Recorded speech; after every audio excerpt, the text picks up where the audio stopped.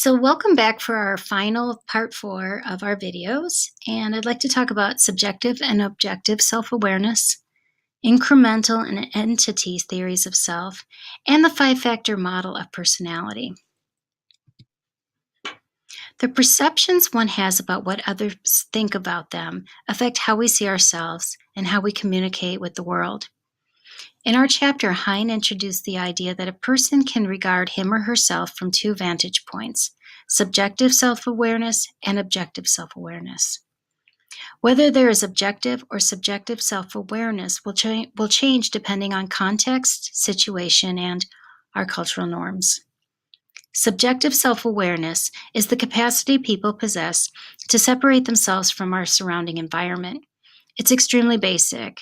An example is that when we type, we have an understanding that our fingers are not physically attached to our computer keyboard. They're separate. In the book, subjective self-awareness is described as the I that observes and interacts with the world. In this state of awareness, of self-awareness, attention is focused toward the outside world and not with the self. This inside-out way of looking at the self is akin to being an audience member looking up at the world as a stage. Objective self-awareness is the capacity we have to be the object of our own thoughts and attention. People and primates have the capacity to think about our own thoughts as we are thinking about them. It's almost an internal dialogue and can bring about self-consciousness. In the chapter, Objective awareness is the me observed and interacted with by others. Attention is directed inward toward the self. This outside-in way of looking at the self is feeling like an actor on a stage who is being watched and evaluated by an audience.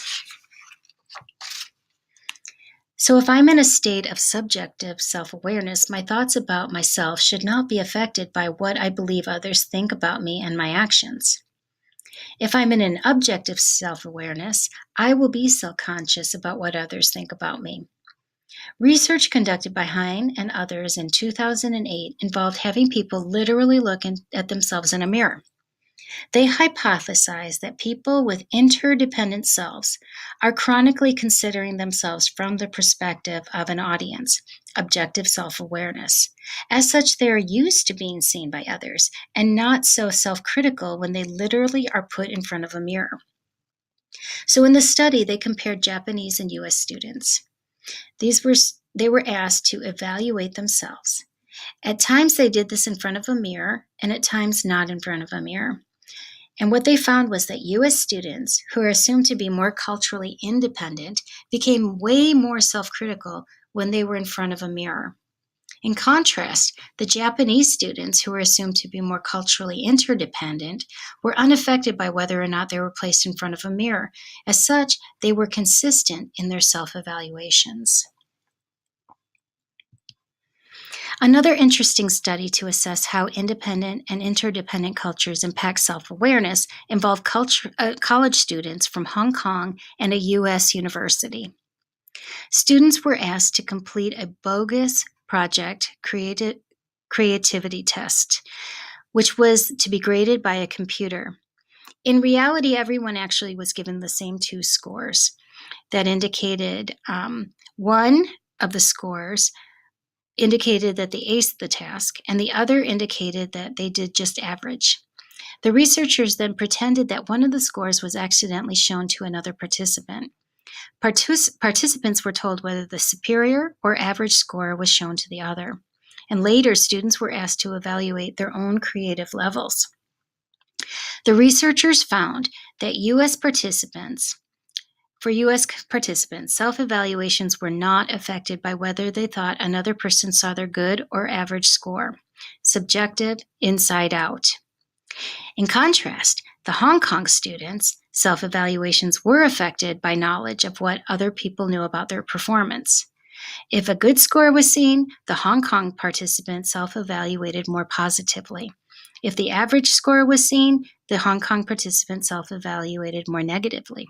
So, for the Hong Kong participants, assumed to be from interdependent cultures, Participants' self-evaluations were a product of what they thought others thought of them, revealing their enhanced state of objective self-awareness, the idea of looking from the outside in. It's very interesting. These studies show how our culture, independent, individual, or interdependent and collective, can impact our states of self-awareness. Implicit theories are sets of beliefs that guide how we interpret what happens in the world. They are things we just learned from others or from our own observations, such as how we should dress for different types of weather and whether it's best to avoid unsafe areas.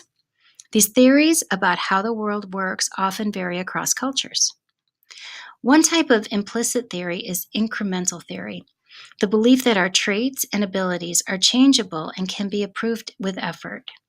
An example is the idea of intelligence. A culture or person that adheres to incremental theory would argue that with hard work and motivation to study, one can improve their intelligence level. The other type of implicit theory described in the chapter is called entity theory. In entity theory, the belief is that our abilities are fixed and reflect the features we are born with.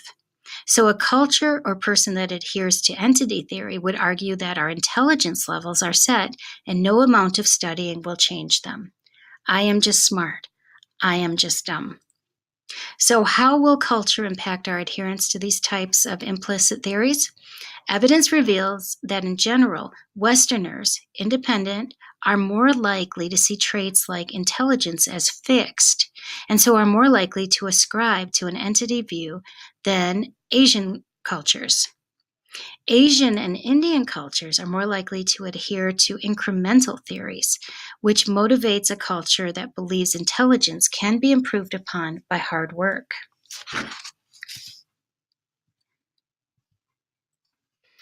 So we've discussed many concepts that show people have different personalities within and across cultures.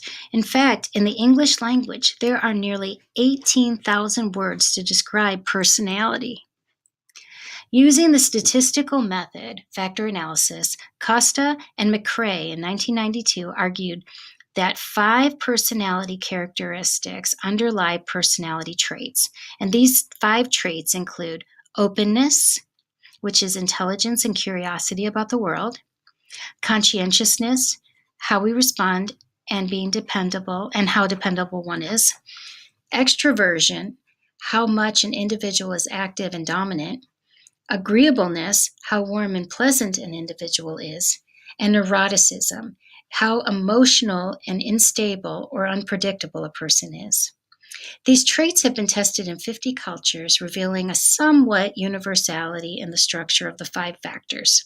Still, as always, because the measure was originally created using English terms, and with our weird population, the educated, urbanized population, it may not capture cultural specific personality traits.